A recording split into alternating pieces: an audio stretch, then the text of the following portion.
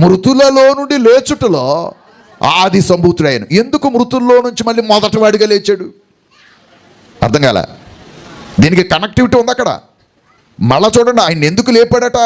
ఆయనకు అన్నిటిలో అది అంటే మొదటిసారి లోకం ఏం చేయలేదు, ప్రాముఖ్యత ఇవ్వలేదు.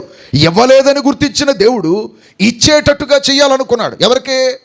క్రీస్తు ప్రభుకి ప్రాముఖ్యతను ఇచ్చేటట్టుగా చేయాలనుకున్నాడు. ఇప్పుడు లోకం ప్రాముఖ్యత ఇవ్వట్లా. ఎవరికి? క్రీస్తు ప్రభుకి. కనీసం సంఘమైన క్రీస్తుకి ఏమివ్వాలి? ప్రాముఖ్యతనివ్వాలని సంఘానికి ఆయన ఏం చేశాడు? శిరస్సును చేసి ఇప్పుడు సంఘం ద్వారా క్రీస్తు ప్రభుకి ప్రాముఖ్యత కలిగేలా చేయాలని అనుకుని మృతులలో నుండి లేచుటలో మొదటి వాడిగా చేశాడు. అంటే ఇప్పుడు లోకములో జరగలేని పని ఇప్పుడు ఎవరి ద్వారా జరగాలని. దురదృష్టం ఏంటంటే ఇప్పుడు దెయ్యం వచ్చి సంఘంలో కూర్చున్నాడు. క్రీస్తు సంఘం ఖచ్చితంగా పరలోకి వెళ్తుందని మనం చెప్పగలిగేవాళ్ళం. కాబట్టి ఇప్పుడు చెప్పుకుంటున్నటువంటి సంఘాన్ని దెబ్బకొట్టాలంటే వీడు ఎక్కడికి రావాలి? ఇప్పుడు సంఘంలోకి రావాలి. క్రీస్తు సంఘంలో కూర్చుని ఇప్పుడు ఏమంటున్నాడు? యేసుక్రీస్తు ప్రభుని ఏమంటున్నాడు? దేవుడు కాదంటున్నాడు. మరి వాడు ఎవడు కాబట్టి? వాడు దేవుడు అయ్యాడు కాబట్టి యేసుప్రభు ఎవరు కాదు? వాడు దేవుడు కాకపోతే నరులు అయ్యి ఉంటే మనమందరం నరులం అయితే యేసుప్రభు దేవుడు అని ఒప్పుకుందాం.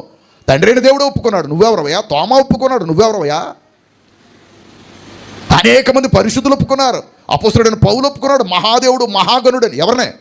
యేసుప్రభుని. నువ్వెవరో నేనెవరిని కాదంటానికి? ఒకవేళ నువ్వు నేను కాదంటున్నామంటే మన స్టేజ్ ఏంటి? మన ఆలోచన ఏంటి? మనం ఎక్కడున్నాం? అసలు అన్నిటిలో ఏం కలగాలని కోరుకున్నాడు తండ్రి అయిన దేవుడు? ఎవరికే?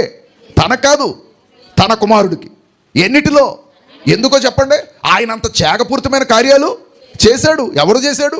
మానవుడిగా భూమి మీదకి వచ్చాడా? 33.5 సంవత్సరాల భూమి మీద బ్రతికాడా? ఎన్నో అవమానాలు నిందలు మన కొరకు భరించాడా? మొండ్ల కిరీటం పెట్టించుకున్నాడా? కొరడా దెబ్బలు తిన్నాడా? గాయాల పాలయ్యాడా? సిలువలో మేకులు కొట్టించుకున్నాడా?